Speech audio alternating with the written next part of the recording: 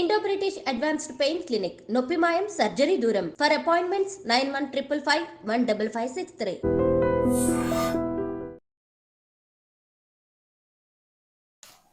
అందరికీ నమస్కారం. నేను మీ ఆయుర్వేద డాక్టర్ చిట్టిపుట్ల మధుసూదన శర్మని.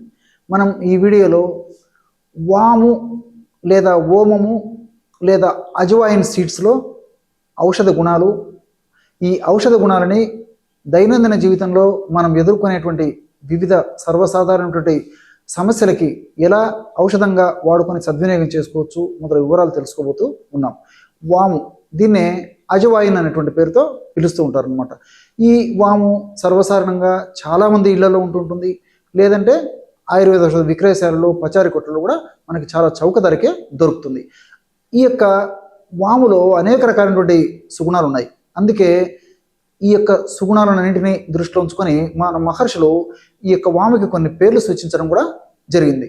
వాతారి అనేటువంటి పేరు, సంస్కృతం పేరు ఈ యొక్క వాముకి ఇవ్వడం జరిగింది. అంటే వాతదోషాన్ని తగ్గించేటువంటి అద్భుతమైనటువంటి రసాయన గుణాలు ఇందులో నిక్షిప్తం కాబడ్డాయి కాబట్టి వాతారి అనేటువంటి పేరు. అదేవిధంగా శూలహంత్రి అంటే శూల నొప్పులను తగ్గించేటువంటి గుణం కూడా ఇందులో ఉండడం చేత దీనికి శూలహంత్రి అనేటువంటి పేరు కూడా ఈ వాముకి ఇవ్వడం జరిగింది. ఈ వాముని మనం ఎలా సద్వినియోగం చేసుకోవచ్చు అంటే, ఉదాహరణకి దద్దుర్ల సమస్య. ఈ యొక్క దద్దుర్ల సమస్య వచ్చినప్పుడు వాళ్ళు పడేటువంటి బాధ వర్ణాతీతం. చర్మం మీద దద్దుర్లు కొంతమందికి తరచుగా వస్తూ ఉంటే, కొంతమందికి అరుదుగా వచ్చేటువంటి పరిస్థితి ఏర్పడుతుంది. అదేవిధంగా ఇవి ఒక పట్టాన తగ్గక చాలా ఇబ్బంది పడేటువంటి పరిస్థితి కూడా చాలా మందిలో ఎదురవుతూ ఉంటుంది.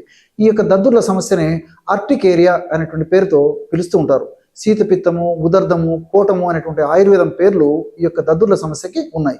ఈ అర్టికేరియా అనేటువంటి సమస్యకి వాము చాలా చక్కగా ఉపయోగపడుతుంది. మరి ఎలా వాడుకోవాలంటే, వాముని ఒక 100 గ్రాములు తీసుకోవాలి.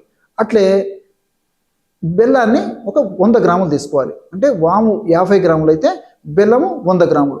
వామును కాస్త వేయించేసేసి మిక్సీలో వేసేసి చూర్ణంలాగా తయారు చేసుకొని ఆ యొక్క చూర్ణాన్ని 100 గ్రాముల బెల్లంలో కలిపేసేసి మరలా మిక్సీలో వేయడం కానీ, లేకపోతే ఒక రోట్లో వేసుకొని మెత్తగా దంచుకోవడం కానీ చేయాలన్నమాట. ఎలా వీలైతే అలాగా. ఈ విధంగా తయారు చేసుకున్నటువంటి ఈ యొక్క పదార్థాన్ని రోజు ఉదయం పరిగెడడం ఒక్కసారి, అదేవిధంగా సాయంత్రం 5 నుంచి 7 గంటల మధ్యలో మరొకసారి 1/2 టీ స్పూను ఈ యొక్క ఔషధాన్ని, లేదా గచ్చకాయ ప్రమాణం వరకు కూడా ఈ యొక్క ఔషధాన్ని తీసుకొని చప్పరించేసేసి, వీలైతే కాస్త గోరువెచ్చని నీళ్ళు తాగాలి, లేకపోతే మామూలు నీళ్ళు తాగినా సరిపోతుంది అనమాట. గది ఉష్ణోగ్రత ఉన్నటువంటి నీళ్ళు తాగినా సరిపోతుంది. ఈ విధంగా వాము బెల్లం కలిపి తయారు చేసుకున్నటువంటి ఈ యొక్క చూర్ణాన్ని 1/2 టీ స్పూన్ నుంచి మ్యాక్సిమం డోసు ఒక గచ్చకాయ ప్రమాణం, అంతకంటే ఎక్కువ వాడుకోకూడదు అనమాట. గచ్చకాయలు కూడా గచ్చకాయ పప్పులో ఉన్నటువంటి ప్రమాణం వాడుకుంటే సరిపోతుంది.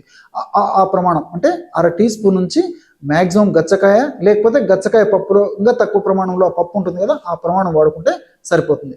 ఈ ఈ ఈ డోసులో వాడుకుంటే సరిపోతుంది అనమాట. ఈ పద్ధతిలో ఈ యొక్క ఔషధాన్ని వాడుకుంటే చక్కటి ఫలితాలు కలుగుతాయి. మనం రోట్లో వేసి దంచినప్పుడు, అదేవిధంగా బెల్లం పాత బెల్లం అయినప్పుడు మనకి బాగా మెత్తగా ఉండలాగా తయారైపోతుంది అనమాట. అలా కాకుండా మనం మిక్సీలో వేసినప్పటికీ, కొత్త బెల్లం అయినప్పటికీ పొడి పొడిగా అయ్యేటువంటి అవకాశం ఉంటుంటుంది. కాబట్టి ఏది ఏమైనప్పటికీ, మరి పొడిగా తయారైనప్పటికీ, లేకపోతే ముద్దలాగా తయారైనప్పటికీ ఔషధం మాత్రం చాలా బాగా పనిచేస్తుంది అనమాట. ఈ పద్ధతిలో 1/2 టీ స్పూన్, ఈ పద్ధతిలో మీరు ఒక 1/2 టీ స్పూన్ నుంచి నేను చెప్పినటువంటి పద్ధతిలో ప్రమాణం వాడుకుంటే సరిపోతుంది. రోజు ఉదయం ఒకసారి వాడుకోవాలి, సాయంత్రం పూట కూడా ఒక్కసారి వాడుకోవాలి. అదేవిధంగా చాలామందిలో ఉండేటువంటి సర్వసాధారణటువంటి సమస్య ఆకలి కాకపోవడం.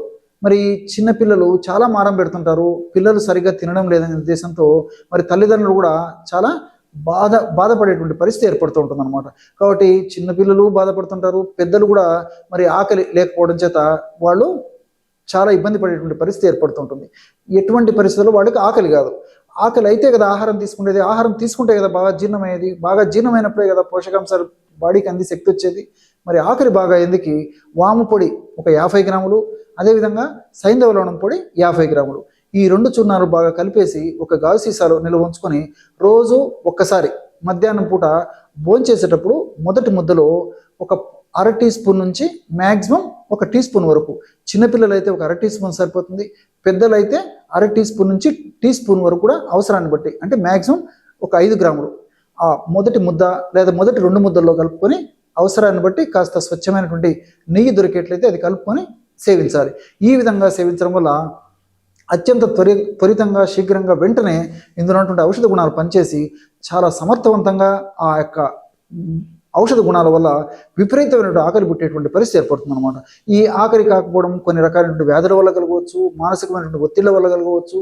అదేవిధంగా తీసుకునేటువంటి ఆహార పదార్థాలు, ఈ జంక్ ఫుడ్, ఫాస్ట్ ఫుడ్స్, ఎక్కువగా ఆయిల్ ఫుడ్స్ తీసుకోవడం, ఇలాంటి పరిస్థితుల వల్ల కలగవచ్చు. వ్యాయామం లేకపోవడం వల్ల కలగవచ్చు. ఇట్లా రకరకాలైనటువంటి పరిస్థితుల వల్ల, కొన్ని రకాలైనటువంటి వ్యాధుల వల్ల కలగవచ్చు. ఏ పరిస్థితి వల్ల మరి ఆకలి సరిగ్గా కాకపోయినప్పటికీ నేను చెప్పినటువంటి పద్ధతిలో ఈ యొక్క ఔషధాన్ని కొన్నాళ్ళ పాటు వాడుకోవడం వల్ల చాలా సమర్థవంతమైన ఫలితాలు కలిగేసి చక్కటి ఆకలి కలిగి చక్కగా ఆహారాన్ని తీసుకునేటువంటి పరిస్థితి ఏర్పడుతుంది. అదేవిధంగా అపానవాతం, గ్యాస్ మనకి మలద్వారం ద్వారా చాలా మందిలో పోయి చాలా ఇబ్బంది పడేటువంటి పరిస్థితి ఏర్పడుతూ ఉంటుంది అనమాట. మరి చాలా అసౌకర్యానికి గురవడమే కాకుండా 10 మందిలోకి వెళ్ళాలన్నా వాళ్ళు మానసికంగా చాలా ఇబ్బంది పడేటువంటి పరిస్థితి ఏర్పడుతుంది.